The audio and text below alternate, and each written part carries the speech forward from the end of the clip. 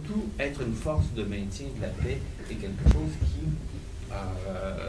dans la culture militaire, c'est-à-dire que vous êtes entraîné pour détruire l'ennemi, et là, t'es entraîné pour maintenir la paix avec un ennemi qui sait qu'il peut aller jusqu'à un certain point avant que vous ouvriez le feu et qui essaie toujours de jouer sur cette frontière-là. La règle d'engagement numéro 6, qui était la même, qui a fait mal à Roméo Dallaire à l'époque du Rwanda, c'était la règle 6 des règles d'engagement des Nations Unies.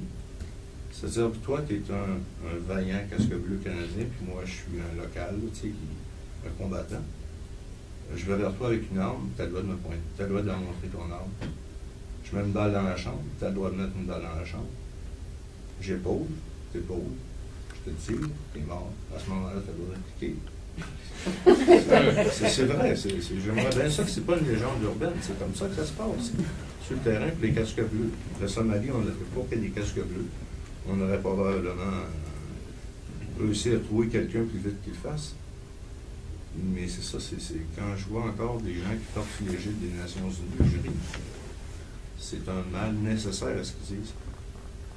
Je me posais des questions sur les prises en charge médicales des soldats canadiens quand ils reviennent du front. Quand tu es revenu, qu'est-ce qu'on t'a offert comme service? J'ai eu la difficulté en 1997 où un psychologue payé par l'armée me regardait en face. Moi, je suis frère martyr. Quand je suis revenu de la dernière mission en Bosnie en 2002. Mais qu'est-ce qui faisait ça? Le fait qu'un gars se plaigne, il garder ça pour lui, ou je sais pas. Moi, je cherchais un break. Je cherchais une porte pour m'asseoir, puis prendre un break. Puis cette porte-là, c'est pas ouvert. Dallaire est revenu. Ça a ouvert toutes les portes. En 2002, je me suis présenté au deuxième étage. Ce qu'on appelait, pour monter au deuxième escalier, on appelait ça les escaliers de la honte. Puis là, tu vas demander de l'aide. Fait qu'ils m'ont mis dans les pattes d'une infirmière en santé mentale. J'ai vidé mon sac, elle a pleuré. Et puis, à partir de ce moment-là, c'était no go. Il ne me touchait plus, il ne me regardait plus, il respirait à côté de moi. Et j'ai été stigmatisé avec une faiblesse. Je suis un humain, je pense. Maintenant, les choses ont bien changé. Surtout depuis Roméo Dallaire. Il aurait tombé sans petit cul comme moi, je pense qu'il s'en serait carrément fiché. Il a fallu qu'un général fasse le pas pour que la situation évolue un petit peu, que les choses changent. Donc, les services municipaux post-traumatiques, à partir de Roméo Dallaire, sont mieux pensés. Mais est-ce que reste toujours le stigmate de la honte? Ça aussi, ça a bougé. J'ai parlé à un de mes amis, il y a 2 ans, autour d'un feu, on va boire une bière. Il m'a dit, Martin, tu sais, quand tu es revenu, je t'ai jugé, j'ai porté un jugement sur toi. Puis, quelques années plus tard, c'est lui qui demandait de l'aide. Il n'y riait plus. Les mentalités, j'espère que les mentalités ont changé. J'espère que les gens ne seront plus traités comme moi, je l'ai été en 1997, c'est-à-dire tagué, jouet brisé au prochain. Putain, c'est le début même qu'on parle. Rencontre avec des soldats, qu'ils soient des soldats d'ici ou des soldats ailleurs, par rapport à l'acte guerrier, le fait de croire en une cause. Je trouvais ça bon dans la pièce. Justement, je trouve que ça ressort dans la pièce aussi la fragilité de la cause. Oui, la cause sort beaucoup dans la rhétorique, mais après, je sais pas, 1 heure ou 2 d'entrevue, quand la personne est à l'aise, il n'y a pas vraiment de cause de patrie. C'est souvent parce que la personne a vécu quelque chose de personnel. Ça revient beaucoup à la personne qui se bat. Soit parce que son père ou sa mère ont été tués, parce qu'il a vécu des tortures, mais la question de la patrie, non, justement, qui disait se battre pour son pays, Ça, je l'ai jamais entendu. Je l'ai entendu en rhétorique au début. Espèce de propagande à Saint-Saëns.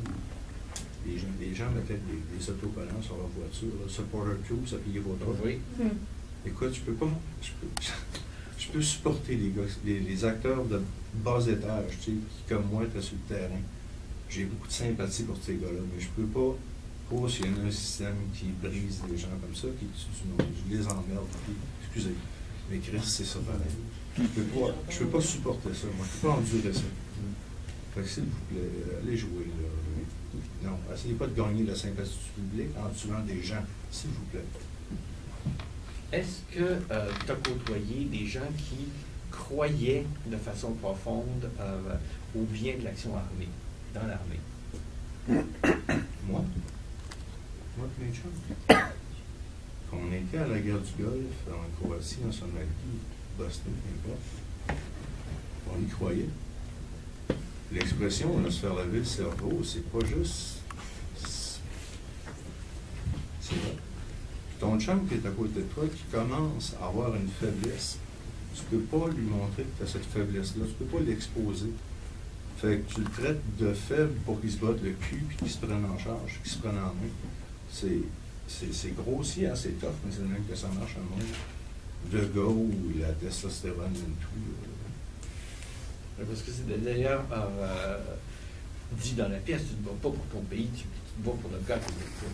Comment vous recevez, vous, avec vos recherches et vous, avec votre vécu, comment vous recevez un spectacle comme celui-là? Ça devrait leur faire un tour avec ça. Aller se prendre la Val-Béraire dans le coin de Québec, c'est militaire se cache. Ou à côté d'un centre de recrutement. Moi, je trouve ça génial, la façon dont la pièce s'est déroulée. Pour moi, c'est ça. J'ai dû écraser les doigts de ma blonde, excuse-moi chérie. Mais ça me replongeait dedans. Puis quelqu'un qui n'est pas un érudit face à ça, qui est profane, ça lui donne une maudite bonne idée de la culture militaire. Quand je voyais des gens qui disaient je vais y retourner, comme je disais tantôt, c'est moi, avec le stress post-traumatique, me saute dans la face. Ça répond à ça? Oui, tout à fait. Dans les entrevues que j'ai faites, j'en ai fait aussi avec des gradés canadiens, et puis qui étaient allés en Bosnie, et puis qui disaient justement, mais alors il y avait tout ce que j'ai beaucoup aimé la pièce, il y avait des échos de ça, qui disaient qu'en Bosnie, qui ont vécu les mêmes frustrations du chapitre 6, donc de ne pas pouvoir avoir une marge de manœuvre. Tu arrives en Bosnie pour changer le monde, pour essayer d'aider comme casque bleu. Cette personne-là avait été témoin d'un viol, plus ou moins à côté de lui, d'une fille d'un groupe ethnique, c'était par un homme d'un autre groupe ethnique. Et puis, Martin, tu comptes dans ton livre, toi, un incident avec une jeune fille de 12 ans que tu as sauvée parce que tu n'as pas écouté les ordres, mais grâce à ça, mais tu avais eu l'ordre de ne pas l'aider, cette petite fille-là, à 12 ans.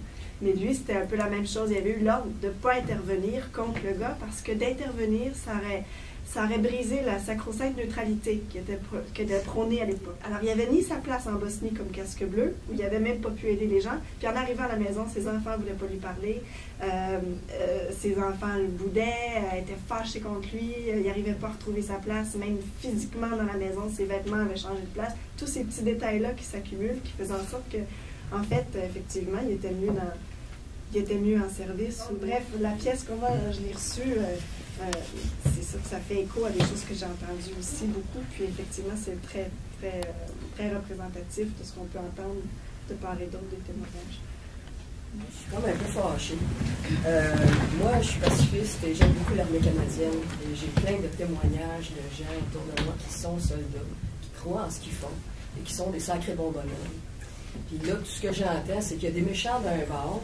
Puis de l'autre côté, de l'armée canadienne, les gars qu'on envoie pour essayer d'arranger des conflits sont aussi des méchants. Je pensais que le débat, c'était aussi sur où est passé notre enthousiasme guerrier.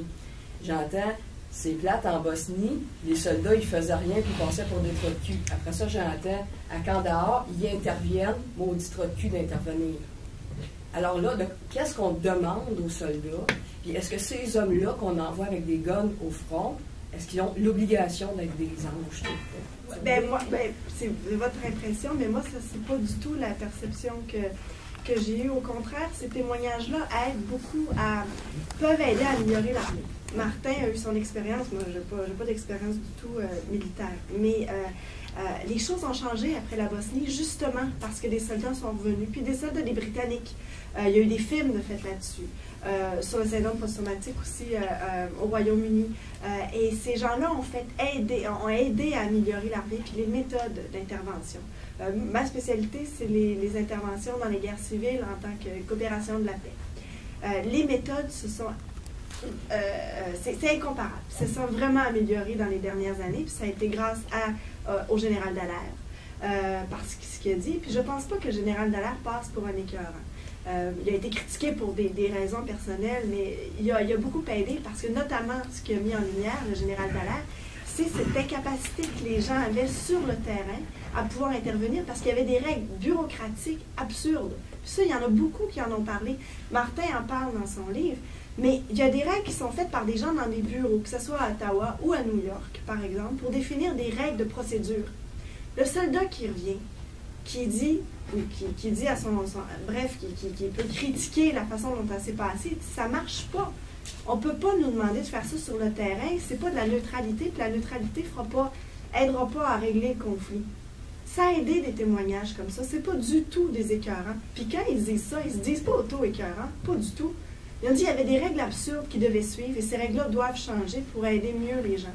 Puis ça, ce fossé-là entre, que ce soit New York, donc le siège des Nations Unies, puis les soldats, c'est pas du tout parfait. Il y a encore plein d'absurdités bureaucratiques. Plein.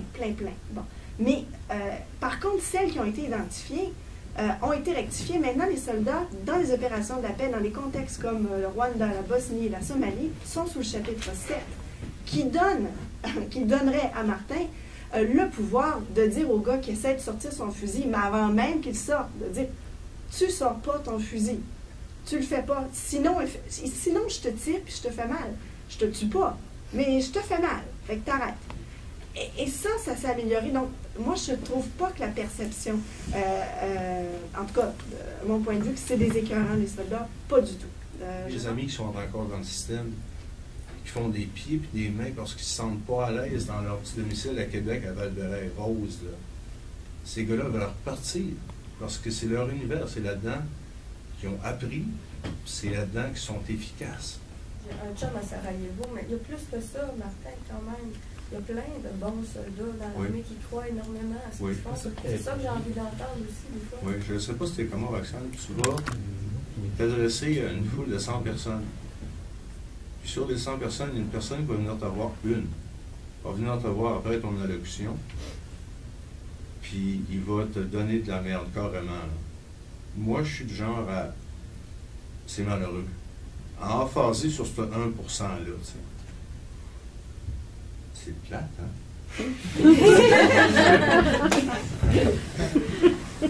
Mais c'est ça pareil. Fait que les soldats canadiens qui partent en mission, c'est pas toutes des brutes épaisses. Jamais je vais utiliser ce langage-là. J'ai trop de respect pour mes anciens frères d'armes. On se voit une fois par l'armistice à Québec, on va brailler. Je me demandais dans le temps qu'est-ce que les vétérans avaient braillé. Je vais vous dire ce qu'ils ont braillé. Tabarnak, c'est 2 ans et demi de ma vie sur le terrain. C'est ça que j'ai braillé. Je pense qu'il y a une autre dimension.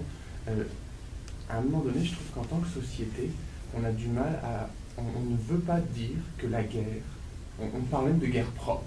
On ne veut pas se dire que la guerre, c'est sale, que la guerre, c'est des morts, que la guerre... Et c'est toujours une idée un peu édulcorée de la guerre, de nos bons soldats, l'héroïsme, tout ça. Et c'est pas remettre en cause les soldats, mais c'est ce qu'est la guerre, avant tout. On a du mal à parler de ce qu'est la guerre. Ce qui est avant tout se battre, se tuer, se défendre aussi.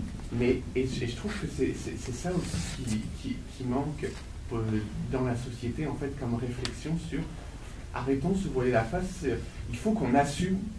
Envoyer des soldats à la guerre, c'est pas les envoyer en promenade. Il faudrait que tout le monde ait bien conscience de ça. Et je suis pas sûr que la propagande de l'armée canadienne aide dans ce sens-là.